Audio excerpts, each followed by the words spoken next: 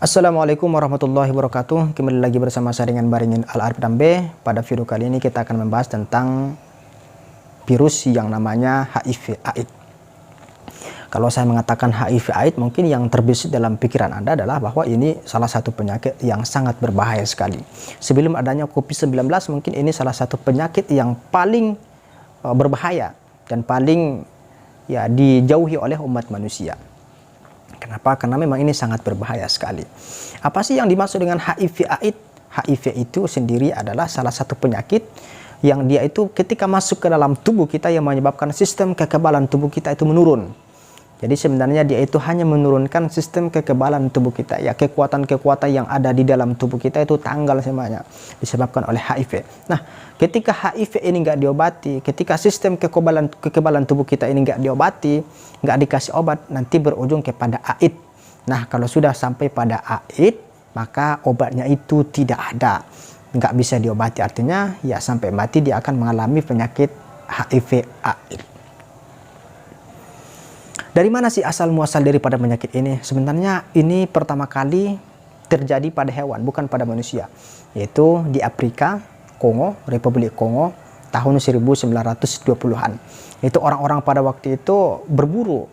Yang di binatang buruan tersebut sebenarnya sudah ada virus HIV. Yang pada waktu itu bukan virus HIV namanya, tapi SIV ataupun SIV. Jadi salah satu penyebab menular penyakit ini kan darah. Nah, ketika mereka mengkonsumsinya, maka masuk ke dalam darah dan kemudian menyebarlah ke berbagai dunia. Sampai di Indonesia ini pun sampailah dia.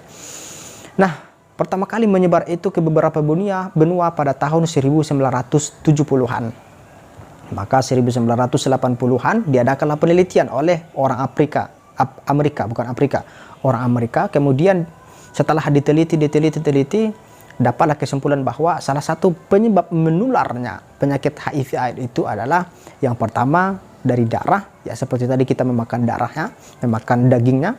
Kemudian dari air mani ataupun vagina, air vagina itu dapat menyebabkan seseorang itu menular.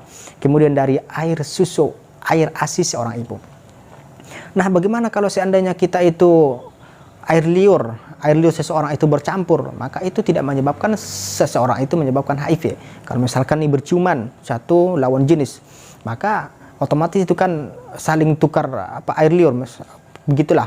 Maka ketika mereka saling bertukaran air liur tersebut sebenarnya tidak mempengaruhi, dapat menyebabkan satu sama lain itu terkena HIV.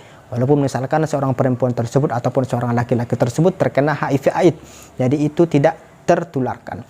Apalagi kalau misalkan kita itu hanya bersenggolan, apalagi kalau misalkan kita itu hanya berseberangan tempat, itu nggak bakalan sampai. Tapi kan banyak sekali yang tersebar di masyarakat kita itu bahwa orang yang sudah terkena virus HIV/AIDS, kita itu nggak boleh ngobrol dengannya, kita nggak boleh dekat dengannya, dia itu harus berada dalam satu tempat, kita pokoknya nggak boleh. Apakah benar seperti itu? Ternyata tidak. Tapi kalau sudah kontak darah, kontak ASI, kontak badan seperti berhubungan seksual, maka itu dapat menyebabkan seseorang itu menularkan penyakit AIDS. Karena begini, bagi saya ini sangat berat sekali.